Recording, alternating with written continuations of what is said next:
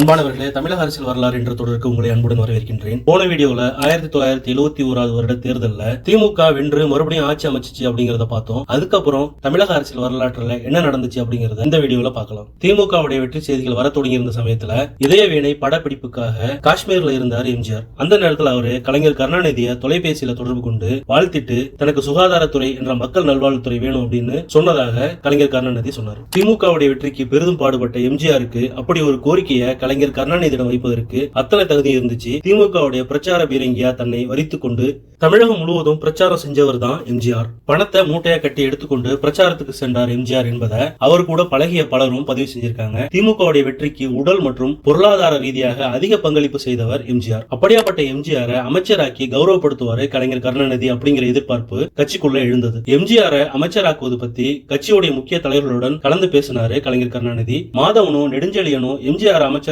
எதிர்ப்பு தெரிவிச்சதா தன்னுடைய சுயசரிதையில பதிவு செஞ்சிருக்காரு கலைஞர் கருணாநிதி. நடிப்பு தொழில பிரதானமா ஈடுபட்டிருக்கும் எம்ஜிஆர் அமைச்சரவையில் இடம்பெற அரசியல் சட்டம் இடம் தராது அப்படின்னு கலைஞர் கருணாநிதி எம்ஜிஆரிடம் எடுத்து சொன்னாரு. உங்களை அமைச்சராக்குறதுல பெரிய பிரச்சனை இல்ல, ஆனா சட்ட சிக்கல் வராமல் இருக்க படங்கள்ல நடிப்பதை நிறுத்திக் கொள்ளுங்க அப்படின்னு கருணாநிதி கேட்டுக்கொண்டாரு. நடித்துக்கொண்டே அமைச்சராக பணியாற்றும் வகையில அமைச்சருக்கான கோட்பாடுகள்ல திருத்தம் கொண்டு வருவதற்கு இந்திரா காந்தியிடம் பேசலாமே அப்படின்னாரு எம்ஜிஆர். ஆனா சட்ட ரீதியாக சாத்தியமில்லை என்ற கருத்தை சட்ட நிபுணர்களிடம் எழுத்துப்பூர்வமாக வாங்கி வந்தாரு மாதவன். நடிக்கிறத நிறுத்திக் கொள்வதில் எம்ஜிஆருக்கு விருப்பம் இல்ல. எம்ஜிஆருக்கு அமைச்சர் பதவி அளிக்கும் விவகாரம் அத்தோட முடிஞ்சு போச்சு. முதலமைச்சர் பதவிக்கு போட்டி இல்லாம தேர்வான கலைஞர் கருணாநிதி 15 மார்ச் 1971 அன்னைக்கு பதவியேற்றாரு. புதிய அமைச்சரவையில நெடுஞ்செழியன், க அன்பழகன், என் வி நடராஜன், சத்தியவாணி, ப உ சண்முகம், சே மாதவன், சாதிக் பாட்சா, ஆதித்தனார், அன்பில் தர்மலிங்கம், க ராசாராம், ஓ பி ராமன், கண்ணப்பன், பன்ருட்டி ராமச்சந்திரன் ஆகியோர் இடம்பெற்றனர். மூத்த தலைவர் மதியழகன் சபாநாயகர் ஆனார். சட்டமன்றத்தில் பெரும்பான்மையை பெற்றிருந்த கலைஞர் கருணாநிதி நினைத்த காரியங்கள் எல்லாம் நிறைவேற்ற தொடங்கினார். குடிசை மாற்று வாரிய திட்டம் வந்துச்சு. பிச்சைக்காரர் மறுவாழ்வு திட்டம் தொடங்கியது.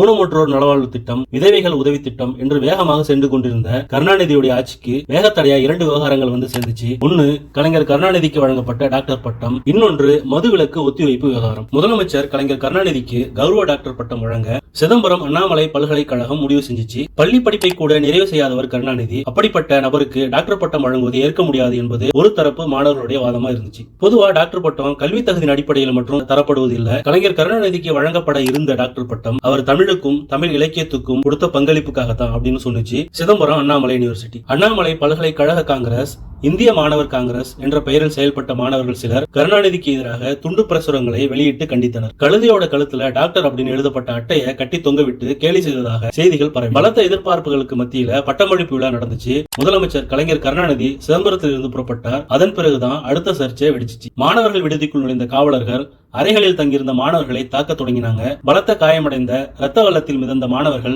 மருத்துவமனையில் அனுமதிக்கப்பட்டாங்க. காலையில் முதல்வருக்கு எதிராக மாணவர்கள் நடத்திய போராட்டத்துக்கு பழிவாங்கும் நோக்கத்துடனேயே மாலையில் மாணவர்கள் காவலர்களால் தாக்கப்பட்டனர் அப்படிங்கிற செய்தி மாணவர்கள் மத்தியில பரவிக்கிட்டு இருந்துச்சு. அதுக்கு அடுத்த நாள் காலையில பாத்தீங்கன்னா பல்கலைக்கழக வளாகத்தில் இருக்கக்கூடிய குளத்துல மாணவர் உதயகுமாருடைய பிணம் மிதந்ததாக செய்தி வந்துச்சு. காவல்துறையினர் தாக்குதலால் அவர் இறந்துட்டாரா இல்ல குளத்துல தவறி விழுந்து இறந்துட்டாரா அப்படிங்கிறது தான் அப்போ எழுந்த சர்ச்சையாக இருந்துச்சு. இறந்து போனது உதயகுமாரே இல்ல அப்படின்னு திட்டவட்ட சொல்லிச்சு காவல்துறை. குளத்துல விழுந்ததால முகம் உப்பி போய் அடையாளம் தெரியாத அளவுக்கு மாறி இருந்ததால உடலை உதயகுமாரின் பெற்றோராலேயே அடையாளம் காண முடியல.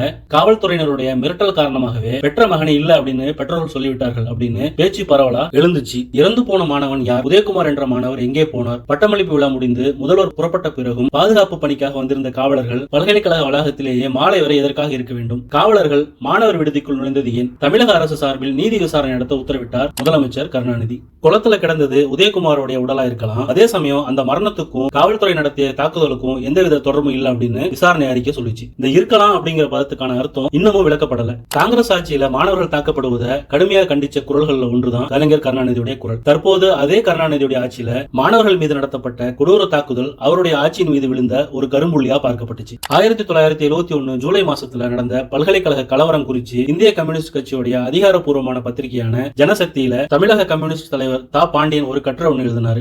அதுல இருந்து ஒரு சில வரிகள் உங்களுக்காக. பட்டம் பெற்ற நவீன உயர் ஜாதி அகங்காரம் தான் அண்ணாமலை பல்கலைக்கழக குழப்பங்களுக்கு மூல காரணம். பட்டம் பெறாத பலர் உலகில் பல அரங்கங்களில் ஆற்றியுள்ள பணிகளை நினைத்து பார்த்து கொண்டிருந்தால் இந்த கூச்சம் எழுந்திராது. கலைஞர் கருணாநிதி டாக்டர் பட்டம் பெற்று ஒரு மாசம் ஆகிறதுக்குள்ள அடுத்த பிரச்சனை வந்துச்சு. அதுதான் மதுவிலக்கு. தமிழ்நாட்டில் அப்போது மதுவிலக்கு அமல்ல இருந்துச்சு. பலத்த நிதி நெருக்கடி இருக்கிறதால மதுவிலக்கு சட்டத்தை ரத்து செய்யணும்னு பேச்சுக்கள் எழுந்துச்சு. கொள்கை சார்ந்த பிரச்சனை அப்படிங்கறதால மதுவிலக்கு குறித்து கட்சியிலும் பலத்த விவாதங்கள் எழுந்துச்சு. நிதி நெருக்கடியை சமாளிக்கணும் அப்படின்னா மதுவிலக்கு ஒத்திவைப்பதை தவிர வேறு வழி இல்லைன்னு சொன்னாரு முதலமைச்சர் கருணாநிதி. திரைப்படங்கள்ல மது பழக்கத்துக்கு எதிராகவே தன்னை அடையாளப்படுத்திக் கொண்டிருந்த எம்ஜிஆர் ஒருவேளை அரசோட முடிவுக்கு சம்மதம் தெரிவிச்சுட்டா மக்கள் தன்னை பத்தி தவறா நினைப்பாங்க அப்படிங்கிற எண்ணமும் அவருக்கு உருவாச்சு. அதே நேரத்தில் கலைஞர் கருணாநிதி சொன்ன நிதி நெருக்கடி அப்படிங்கிற காரணத்தையும் அவரால் நிராகரிக்க முடியல. பலத்த யோசனைக்கு அப்புறம் மதுவிலக்கு ஒத்துழைப்பு விஷயத்துல கலைஞர் கருணாநிதிக்கு ஆதரவு கொடுத்தாரு எம்ஜிஆர். அந்த விஷயத்தை கோவையில் நடந்த திமுக பொதுக்குழுல தெரிவிச்சாரு.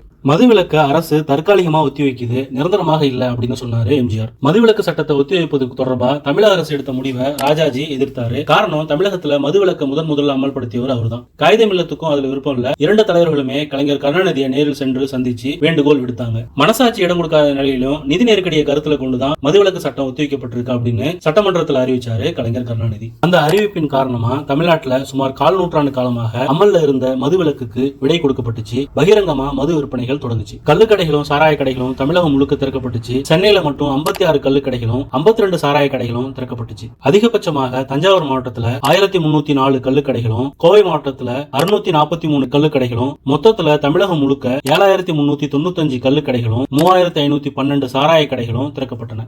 திருச்சியில உள்ள VST சாராய தொழிற்சாலையில மட்டும் 1,35,00,000 லிட்டர் சாராயமும், நெல்லிக்குப்பத்தில் உள்ள பாரி சாராய தொழில 40 லட்சம் லிட்டர் சாராயமும் உற்பத்தி ஆச்சு. தமிழகத்துல மொத்தம் 139 மொத்த வியாபாரிகள் நியமிக்கப்பட்டாங்க. அன்றைய நிலவரப்படி 1 லிட்டர் கல்லோட விலை 1 ரூபா, 1 லிட்டர் சாராயத்தோட விலை 10 ரூபா. திமுக அரசு மதுவிலக்கை ஒத்திவைத்ததற்கு பின்னணியில் இருந்தவை இந்திரா காந்தி தலைமையிலான மத்திய அரசு தான் அப்படின்னு காரணம் காட்டுச்சு திமுக.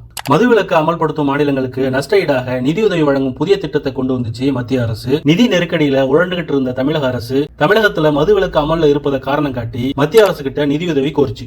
ஆனா மத்திய அரசோ கைவிரிச்சிருச்சு. புதிதாக மதுவிலக்கு அமல்படுத்தும் மாநிலங்களுக்கு மட்டுமே நிதியுதவி, ஏற்கனவே அமல்ல இருக்கக்கூடிய மாநிலங்களுக்கு அல்ல அப்படிங்கிறது தான் மத்திய அரசு சொன்ன காரணம். இத்தனைக்கும் திமுகவும் இந்திரா காங்கிரசும் கூட்டணி கட்சிகள் தான். ஆனா கொடுக்கிற இடத்துல டெல்லியும் வாங்குற இடத்துல தமிழ்நாடு இருக்கிறதால நிதியுதவி கிடைக்கல. அது போக திமுகவுடைய ஆதரவோட மத்திய அரசு இயங்கல, அவங்களுக்குன்னு தனி மெஜாரிட்டி இருந்துச்சு. அதனால திமுகவுடைய கோரிக்கைக்கு செவிசாய்க்க வேண்டிய அவசியம் இந்திரா காந்திக்கு இல்ல. 1971 ஆகஸ்ட் 30 முதல் மதுவிலக்கு சட்டம் ஒத்திவைக்கப்பட்டுச்சு. மது விற்பனை என்பது வருவாயோட ஊற்றுக்கண் அப்படின்னு சொல்லலாம். ஒட்டுமொத்தமா கணக்கிட்டு பார்த்ததுல தமிழக அரசுக்கு கிடைச்ச வருமானம் ஆண்டுக்கு 26 கோடி ரூபாய். இதுக்கப்புறம் தமிழக அரசியல் வரலாற்றுல என்ன நடந்துச்சு அப்படிங்கறத அடுத்த வீடியோல பார்க்கலாம். இந்த வீடியோ பிடிச்சிருந்தா லைக் பண்ணுங்க, ஷேர் பண்ணுங்க, உங்களுடைய கருத்துக்களை கமெண்ட் பாக்ஸ்ல எழுதுங்க. நன்றி, வாழ்த்துக்கள்.